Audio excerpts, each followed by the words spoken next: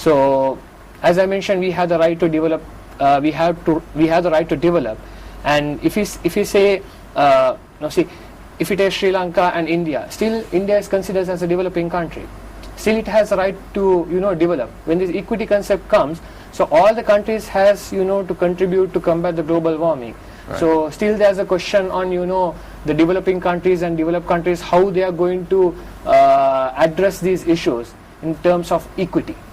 Okay, so Joanne, as a student activist, especially involved in climate change, yes, how do these environmental issues affect Sri Lanka directly? Like, are we going to go underwater? Like, yes, I mean the main problem with global warming that we see is rising seawater levels. So Sri Lanka, being an island nation, will definitely, one thing, land loss.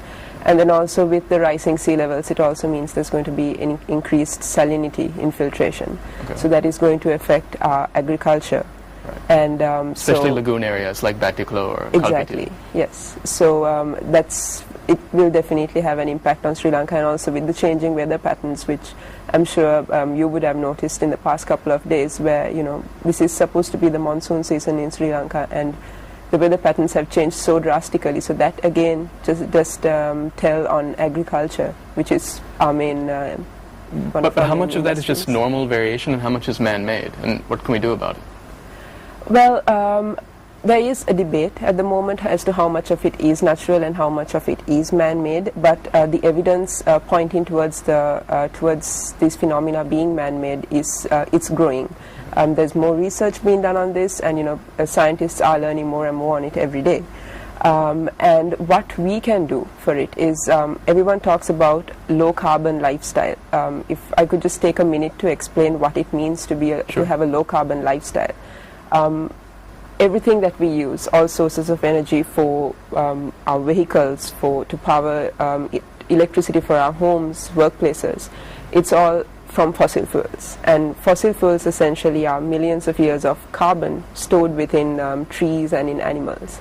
So what we're doing is we're extracting this fossil fuel now, and we're using it, we're burning it up, and that releases the carbon back into the atmosphere, which causes the phenomena of global warming. Essentially, more carbon dioxide in the atmosphere traps more heat, and that is what causes global warming. And in response to the rising temperatures, that's where we have issues with icebergs melting, and that is where we come into sea levels rising. So it's all an interconnected chain of events. So what we can do is start small. Everyone says, low carbon lifestyle, what does it mean? You can start small, try to look at more eco-friendly ways. So look at using locally produced food. Reduce your food miles, which is, you produce food somewhere else and you transport it. So reduce those food miles and use locally produced food and transportation. You see a lot of people who just because they have the facilities, they just sort of drive up and down. Try to manage it. If you're doing your marketing, try to, on your way home, try to get it done so that you don't have to drive back again. So it's small changes. It may sound a bit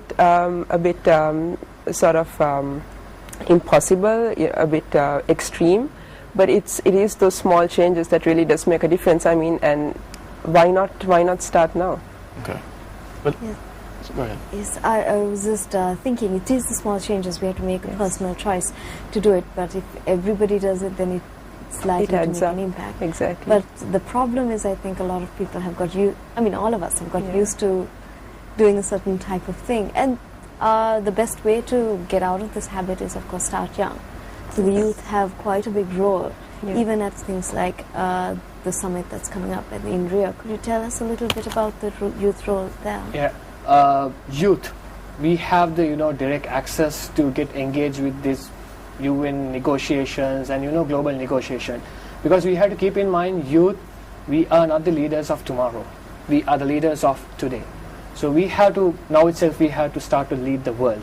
So Agenda 21, it directly says that we, the youth, the children and youth, have the direct access in Rio Plus 20 negotiations. So from Sri Lanka, there will be a youth team will be going for Rio Plus 20, and I'm one of the luckiest to be a part of this global negotiation. Yeah, you get to go to Brazil, that's fun.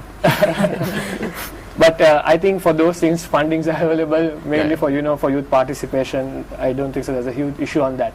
Coming back to the topic, Rio Plus 20. is going to be one of the biggest and one of the most important summit in our generation, because it gives a part, as I mentioned, it gives an opportunity to address this sustainable development. So in Sri Lanka, we started a campaign last October called National Road to Rio Plus 20 campaign, which was a concept of 3 individuals, Rehan Fernando, Sahan Hotatua, and I was one of the founder of that mass youth movement in Sri Lanka. The main objective was, to spread the message of Rio Plus 20, why it is really important. And we took the initiative to develop the youth policy document for Rio Plus 20. And this initiative was with National Youth Services Council Sri Lanka, British Council Global Changemakers, Colombo Operated Model United Nations, and Academy of Design, in collaboration with Laws of International and the national level organization. So we created a mass movement. It's not just, we just talk. We try to walk the talk. As John mentioned, we have to act. We have to act locally. We have to get engaged with the community. And you mentioned youth. We have the direct access to the people. We have the direct access to youth, government, UN, corporate bodies, etc. So you keep that in mind. We tried to, we did lots of workshops. We did lots of action-oriented projects. Where we get into the ground, we put our hands to, to the soil. We planted more trees, etc. And we had a huge walk on April 1st in celebration of the Earth Hour. We celebrated the Earth's Day in April 22nd, and we developed the first draft of the policy document, and we hand over it to the National Youth Services Council and UN agencies to polish it up. So what's in this document? What does it recommend? What does it say? Yeah, the policy document, we mainly focus on some of the main unique things which are very unique to Sri Lanka. For example, we talk about the happiness. Today we are here, all of us are earning, we're so greedy. And our current consumption method, we are not so responsible, as she mentioned about the, production, the food production in locally. If we can act it, so we are becoming more responsible. So we are talking about mainly on happiness. And we are talking about the mindfulness. If you are mindful, if you are not greedy, so we can ensure the resources are there for our next generation. We talk about the equity. And we give our recommendations, especially on youth participation, on negotiations. We talk on education. We talk about awareness, especially the employment. Yeah, that's an interesting perspective, because too often environmentalism seems like something imposed from the top down, because poor people are almost by nature more environmentally neutral, because, they're eating local food, they're taking the bus, but it's not like they want that lifestyle. Yeah. I live that lifestyle also. It's not like you want to have a car, you want to go to a supermarket. But you're talking about things like mindfulness, which is like a Buddhist Hindu concept, and employment. But can sustainable development be good for business, and can it create jobs for young people? Yeah. The green economy, one of the main key aspects is, creating more green jobs. Unemployment has become one of the issue, not only in Sri Lanka, in global level also. So we believe that green economy will create more green jobs. Will create more green jobs, which can ensure the environmental sustainability, which can ensure the covering of the social aspect, where they can earn some money, and as well as economic growth. So in Sri Lanka, we've had guests from the fashion industry who are doing something called ethical fashion. Yeah. And they're trying to find a niche for Sri Lanka producing, eco-fashion. Yeah.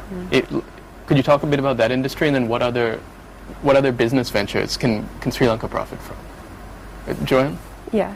Well, when you talk about eco-fashion, that is again where they use things like materials which are produced in an environmentally friendly manner.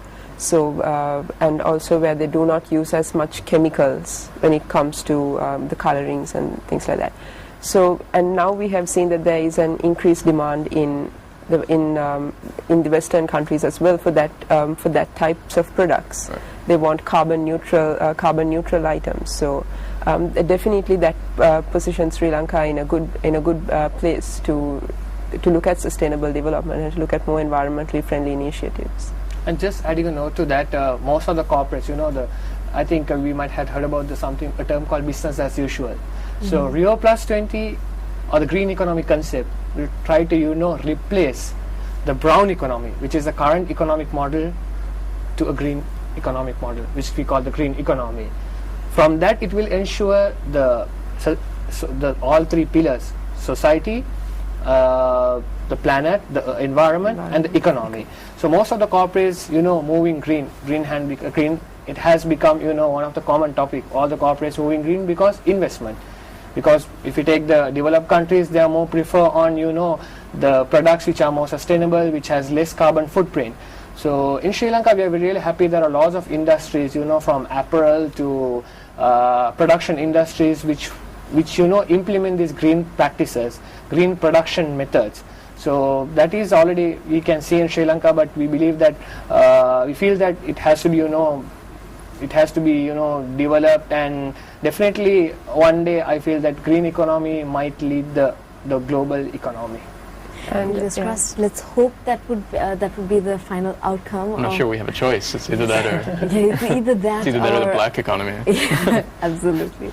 But thank you so much for joining us. Thanks for having at us. the end of the interview, but it was definitely very informative and learnt a lot about. Let's hope the Rio Plus 20 summit, which is going to take place very soon, is going to be a little bit more Productive. Initiatives are going to be more productive than the ones that came before. If it won't happen, but somehow we have to act locally. Individually, we have the responsibility. If we do it, we don't want Rio Plus 20 or Rio Plus 40. So everything, it has to come from each individual, from us. Okay. And also a message that I would like to add is for people out there watching, if your children are interested in taking part, in environment projects, encourage them, because it's really the youth who can move the event forward. I mean, Sikandar and I got the opportunity, thanks to the International Climate Champions movement, and also to our university, which is the Spectrum Institute. So we have a group of students, they're called the Green Army. So encourage youth that to take part in these things. Well, thank you for joining us. Right now we're going to take a very short commercial break. See you guys on the other side.